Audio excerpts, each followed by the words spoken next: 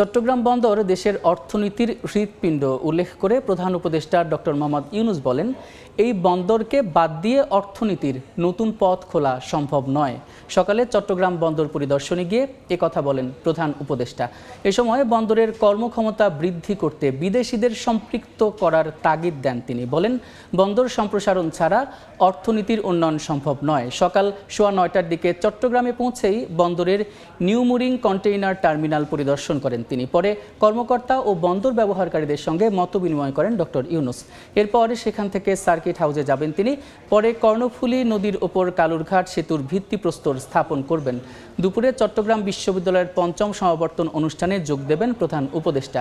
সরকার প্রধান হিসেবে দায়িত্ব নেবার পর প্রথমবারের মতো নিজ জেলায় একদিনের সফরে গেলেন ডক্টর ইউনূস। অভিনন্দন জানাচ্ছি আমাদের সহকর্মী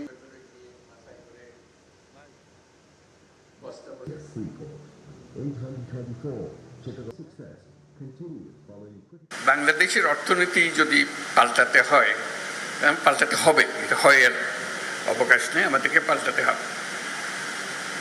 তাহলে চট্টগ্রাম বন্দরে হলো ভরসা।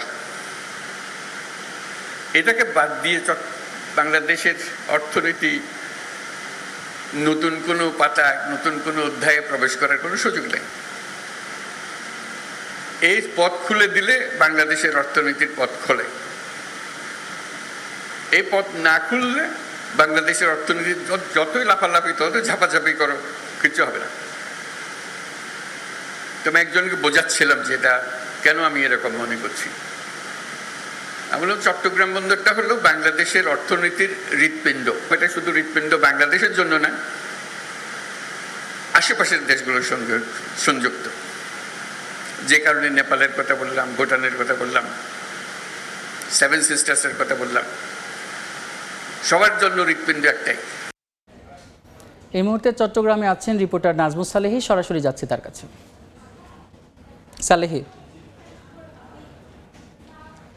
অন্তর্বর্তী সরকারের প্রধান হিসেবে দায়িত্ব নেওয়ার পর প্রথমবারের মতো চট্টগ্রামে আসলেন ডক্টর মোহাম্মদ ইউনূস। তিনি আজকে প্রথমে চট্টগ্রামে এসেই বন্দর পরিদর্শন করেছেন। সকালবেলা তিনি বন্দরের যে কর্মকর্তা কর্মচারী রয়েছে তাদের সঙ্গে মত বিনিময় করেছেন। তারপরে সেখানে তিনি যে ব্যবসায়ীরা রয়েছেন তাদের সম্পর্কে তিনি খোঁজ খবর নিয়েছেন। তিনি বলেছেন যে এই অঞ্চলের অর্থনীতির হৃৎপিণ্ড হচ্ছে চট্টগ্রাম বন্দর। এই বন্দরকে কাজে লাগিয়ে শুধু আঞ্চলিক নয়, বিশ্ব অর্থনীতিতেও ভূমিকা রাখা সম্ভব এবং এই অঞ্চলের কার্যক্ষমতা, এই বন্দরের কার্যক্ষমতা বাড়াতে আসলে বিদেশিদেরকে তিনি সম্পৃক্ত করার জন্য তাগিদ দিয়েছেন।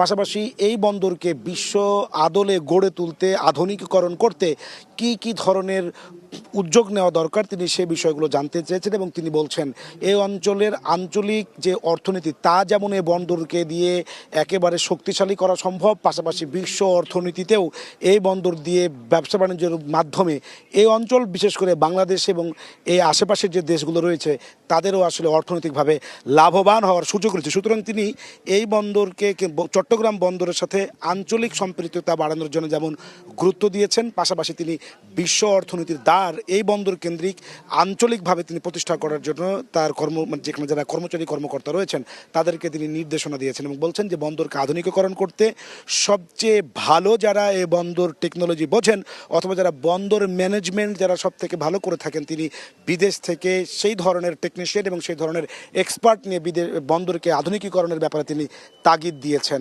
সেখান থেকে তিনি এখন চট্টগ্রাম সার্কিট হাউসে যাবে এবং চট্টগ্রাম সার্কিট হাউসে তিনি কালুরঘাট সেতু উদ্বোধন করবেন, ভিত্তিপ্রস্তর স্থাপন করবেন। এরপরে তিনি সেখানে ভিত্তিপ্রস্তর স্থাপন করার পর তিনি সার্কিট হাউসে মত বিনিময় করবেন বিভিন্ন স্টেক হোল্ডারের সঙ্গে, বিভিন্ন শ্রেণী পেশা এবং সুধীজনদের সাথে। তিনি সেখানেও নানা ধরনের তাদেরকেও দিক নির্দেশনামূলক বক্তব্য দিবেন। বিশেষত তিনি চট্টগ্রামে আসার পর প্রথমেই যেই বন্দর কেন্দ্রিক তার যে ইচ্ছা এবং বন্দরকে কেন্দ্র করে তিনি কিন্তু আজকে একদম ক্লিয়ার করে বলেছেন যে ভুটান, মালদ্বীপ এবং নেপাল নেপাল এবং ভারতের 7 সিস্টার্স, এই অঞ্চলের হৃৎপিণ্ড হচ্ছে বঙ্গোপসাগর। সুতরাং আমাদের এই চট্টগ্রাম যেই বন্দর রয়েছে, সেই বন্দরকে কেন্দ্র করে আঞ্চলিক অর্থনীতি সমৃদ্ধ এবং শক্তিশালী করার পাশাপাশি বিশ্ব অর্থনীতি এই বন্দরকে কেন্দ্র করে অঞ্চলের সম্প্রসারণ করলে পরে সেটার কিন্তু হচ্ছে তিনি বলেছেন যে সেখানে লাভবান হওয়ার সুযোগ রয়েছে। সেই কারণে তিনি বন্দরে আধুনিকরণে বিদেশি এক্সপার্টদেরকে নিয়ে এসে তিনি কাজ করার কথা বলছেন। পাশাপাশি যে এরপরে তিনি সার্কিট হাউসে যাচ্ছেন এবং সেখানে তিনি সার্কিট হাউসে সুধীরজনদের সঙ্গে কথা বলবেন এবং তিনি সেখানে হচ্ছে যে কাদুরঘাট বলছিলাম যে সেতুর ভিত্তিপ্রস্তর স্থাপন করবেন। এরপর দুপুর 1:30টার দিকে ডক্টর মোহাম্মদ ইউনূসের এই চট্টগ্রাম বিশ্ববিদ্যালয়ে আসার কথা রয়েছে। আপনি জানেন যে ডক্টর মোহাম্মদ ইউনূস এই বিশ্ববিদ্যালয়ের অর্থনীতি বিভাগে অধ্যাপনা করেছেন 1972 সাল থেকে। তারপরে তিনি 36 বছর পর তার এই ক্যাম্পাসে তিনি আবার আসছেন এবং ডক্টর মোহাম্মদ ইউনূসের নামে কিন্তু এই চট্টগ্রাম বিশ্ববিদ্যালয়ের সামাজিক বিজ্ঞান যে অনুষদ, সেই ভবনের নাম কিন্তু ডক্টর মোহাম্মদ ইউনূসের নামকরণ করা হয়েছে। সেটা অনেক আগে থেকে 1992 সালে সেটি হয়েছে। এই সমাবর্তন বক্তা হিসেবে তিনি এখানে শিক্ষার্থীদের মাঝে দিক নির্দেশনামূলক বক্তব্য দিবেন। তিনি এতদিন সেখানে পড়িয়েছেন, তিনি শিক্ষক ছিলেন। তিনি একদিকে শিক্ষক ছিলেন, সেই শিক্ষকতার পাশাপাশি আজকে তিনি হচ্ছে যে এখানে প্রধান বক্তা, অর্থাৎ তিনি সমাবর্তন বক্তা। সুতরাং তাকে আজকে এখানে পেয়ে এখানে শিক্ষক এবং এখানকার সুধীজন তাকে বরণ করতে আসলে সাজ রবে সেজেছে চট্টগ্রাম বিশ্ববিদ্যালয়। এবং সবচেয়ে বড় কথা হচ্ছে চট্টগ্রাম বিশ্ববিদ্যালয়ের পাশেই কিন্তু হচ্ছে যে বথুয়া হাটহাজারী, সেখানে হচ্ছে ডক্টর মোহাম্মদ ইউনূসের জন্মস্থান। বলা চলে তিনি তার বাড়িতে আসছেন।